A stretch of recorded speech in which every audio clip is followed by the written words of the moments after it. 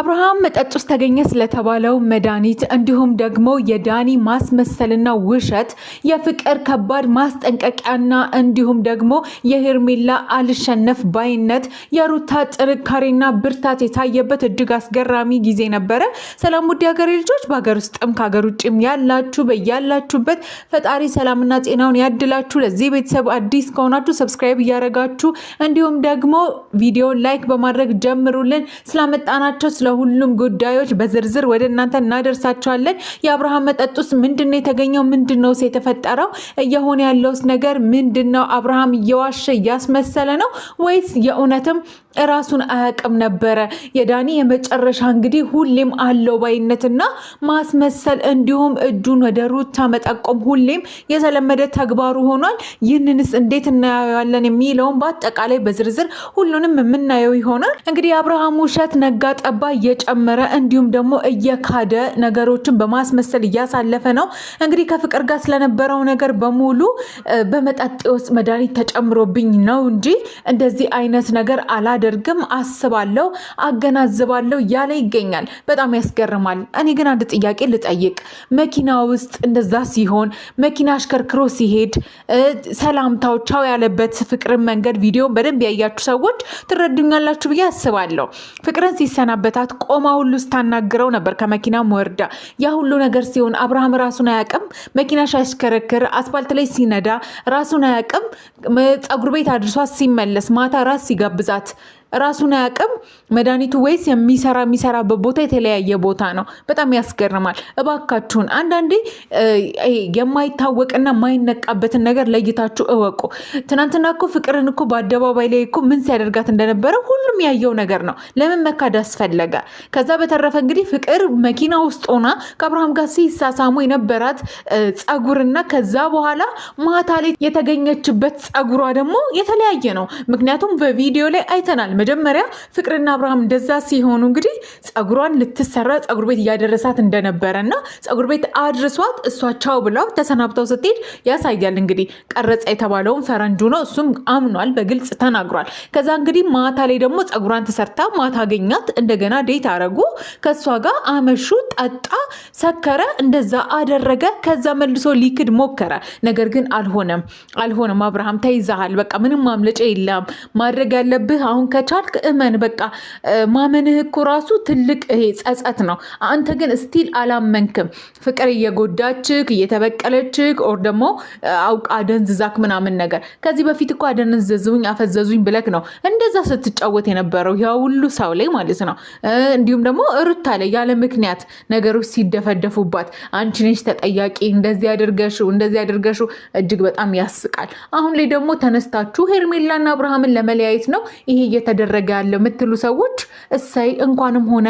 ምክንያቱም ለሄርሜላ እንደዚህ አይነት ሰው አይገባትም። ልትደሰቱ እኮ ነው የሚገባው። ለሄርሜላ እንደዚህ አይነት ሰው አይገባትም። አብርሃም የድሮ ማንነቱ ላይ አይደለም በፍጹም። ደስ የሚለው ነገር ሩታ ራሷ በቃሏ ተናግራለች። እኔ ማውቀው አብርሃም ይሄኛው አይደለም። እኔ ማውቀው አብርሃም እጅግ በጣም መልካም፣ ጥሩ፣ የሚሰማ ጨዋ እንደዚህ አይነቱን አብርሃም ነው ማውቀው። ይሄኛው አብርሃም ግን ከሆነ ጊዜ በኋላ ሴቶች የሚያባልግ ለሴቶች ላይ ዘሎ የሚሮጥ ብልግና ላይ የሚገኝ መጥፎ ባህሪ የያዘ መጠጣት የጀመረ የማይሆን ሱስ ውስጥ ያለ ሰው ነው አሁን ላይ ሆነው። ስለዚህ ስለ ድሮ አብርሃምና ስለአሁኑ አብርሃም ማነጻጸር አልፈልግም። እኔ የማውቀው ያኛውን አብርሃም ነው ብላለች።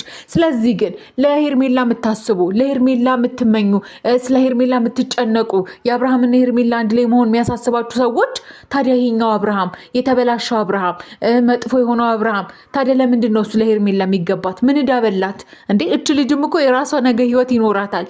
በዛ ላይ ልጅ ነች፣ ማድረግ የሚገባ ወጣት ነች። የፈለገችውን ነገር ማድረግ ትፈልጋለች፣ መዝናናት ትፈልጋለች፣ የፍቅር ጊዜዋ ያማረ እንዲሆን ትፈልጋለች፣ ጥሩ ጊዜን ኢንጆይ እያደረገች ማድረግ ትፈልጋለች። ስለዚህ ይሄ ሰውዬ ደግሞ ነገ እየተልከሰከሰ እየመጣ ከነገ ወዲያ ከሷ ጋር ሲሆን ከዛም ደግሞ የሆነ ሴት ጋር ሄደውና ከዛ ደግሞ እሷ መደበሪያ ነች። ስለዚህ ሄርሜላን አትወዷትም ወይም ደግሞ ሄርሜላ ጥሩ ነገር እንዲኖራት አትፈልጉም ማለት ነው።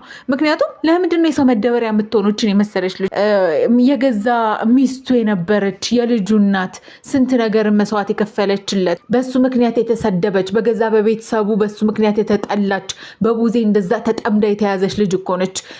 እሷን አልፈልግም ብሎ አብርሃም የተቀየረው የዚህ ሰዓት ነው። ከገባችሁ የገዛ ሚስቱን ሲክድ የገዛ ልጁን ካጠገቡ ሲሸሽ ነው አብርሃም ራሱን የሳተው መጥፎ ነገር ውስጥ የገባው። ስለዚህ እንደዚህ አይነት መጥፎ ሰው ለሄርሜላ አያስፈልጋትም። በቃ የምርን ፈጣሪ የሚወዳት ለእሷ የሚያስብላት ስለሆነ ነው አሁንም ደግሞ እንደዚህ እያጋለጠላት ያለው። ከዚህ በፊትም አጋልጦላታል። ማመን አልፈለገችም። ልትጎዳ በገዛ ፍቃዷ እጇን ሰጠች። አሁንም በነገራችሁ ላይ ከዚህ በኋላ ሄርሜላ በህይወቷ ነው የሚመጣው።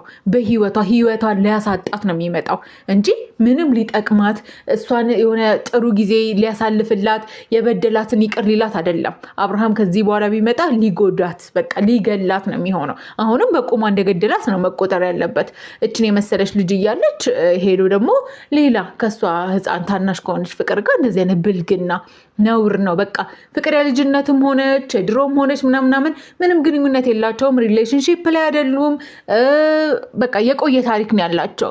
ነገር ግን ዛሬ ላይ እችን ልጅ አሳምኖ ይቅርታ ጠይቆ አልቅሶ ፈርጦ 8 ሰዓት 9 ሰዓት ሙሉ በስልክ ጨቅጭቋት ነዝንዞት አሳምኗት እሺ ብላ ይሁን ብላ ይህን ሁሉ ሰው ስድብ ችላ የኛን ሁሉ እንግዲህ አስተያየት ችላ ነው አብርሃም ምናምን የተቀበለችው። ነገር ግን አዋረዳት፣ ከዳት፣ አስለቀሳት፣ ልቧን ሰባበረው። ነገር ግን እሷም የዋህነች ስቲል ሄርሜላ ማይቆርጥላት ጉድ ነች። እኔ አብርሃምማ የሆነ ነገር ያስነካቸዋል በእርግጠኝነት ምነግራችሁ። ምክንያቱም ሰው እንዴት አይኑ እያየ አይደለም መሳሳ ምናምን እኮ እንዴ። እስቲ እናንተ በራሳችሁ ቦታ ሆናችሁ አስቡ። እንደው ለሄርሜላ ይመለስላት እነሱን ለማየት ነው ምናምን ትሉ ሰዎች እስቲ እናንተ ፍቅረኛችሁ ጓደኛችሁ አይደለም መሳሳብ የሆነች ሴትን ነካት ወይም ደግሞ አይናችሁ እያየ የሆነ ነገር ብታዩ ትቆርጣላችሁ፣ ትተዋላችሁ፣ ይቅር ትላላችሁ ወይ? በቃ መመዘን ያለባችሁ በራሳችሁ ዋጋ ነው። ስለዚህ የማይሆን ነገር እያነሳችሁ እች ልጅ አሁንም እሳት ላይ እንድትጣድ አታድርጎ። ሄርሜላ የምትወዷት ከሆነ እሳይ እንኳን ተፈጠረ፣ በቃ ይለያት እንዴ። ለሩታም እኮ ከዚህ በኋላ አይበጃትም። በነገራችሁ ላይ ሩታ አትፈልገውም እንዴ እንደዚህ አይነቱን አብርሃም እኔ አላቀውም፣ ስለዚህ አልፈልግም ነው ያለችው። ከዚህ በኋላ ማንም አይፈልገውም። አብርሃም መማር ነው ያለበት። አሁን ብቻውን ነው መሆን ያለበት። መቀጣት ነው ያለበት። ከቻለ ወደ ፈጣሪው መጸለይ ነው ያለበት። ይሄ መጥፎ መንፈስ ነው። በነገራችሁ ላይ ይሄ መጥፎ መንፈስ ነው። ከዛም ሴት ላይ የሚያስተኛ ያችንም የሚከተል ይሄ መጥፎ መንፈስ ነው።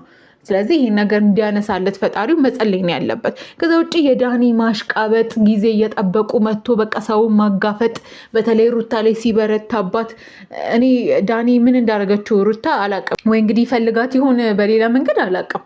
በቃ ሁሌም ጣት ወደ እሷ ለመቀሰር ሮጦ የሚገኘው እሱ ነው። ደግሞ ጥሩ ወዳጅ መስሎ ከአብርሃም ጋር ይለጠፋል። ምን ልትበጀው? የተበላሸን ልጅ ምን ልታደርገው? ቀድሞውኑ እንዲስተካከል ማድረግ ነው እንጂ እኮ ሰው ሲበላሽ አብሮ ሆይ ሆይ ልክ ነክ ብሎ ማጨብጨብ ልክ አይደለም። የእውነት ጓደኛ የእውነት የልብ ወዳጅ ከሆነ ኖ ይሄ ነገር ልክ አይደለም፣ ስህተት ሰርተሃል፣ ኦኬ ይቅርታ ጠይቅ፣ ኔክስት ከዛ ነገሮች ይስተካከሉ ይሆናል። በቃ ወደ ራስህ ተመለስ፣ እንደ ጥሩ ወንድም፣ እንደ ጥሩ ጓደኛ፣ እንደ ጥሩ ወዳጅ ቢሆን። ነገር ግን የማይሆን ነገር ላይ ይሄ ሆይ ሆይ እና ማጨብጨብ ነገ ዋጋ የሚያስከፍል ነገር ነው እና ለሁላችሁም ፈጣሪ ልቦና ይስጣችሁ። በተለይ አብርሃም ሊጸለይለት ይገባል። ጥሩ ነገር ላይ አይደለም፣ ወዶ አይደለም። ይሄ መጥፎ መንፈስ ነው። ምንም መድኃኒት ምንም የተደረገበት ነገር የለም። አብርሃም በጣም ውስጡ የገባ ነገር የለም። ነገር ግን መጥፎ ነገር ተጸናውቶታል። ያንን ነገር ፈጣሪ ያንሳለት እንላለን።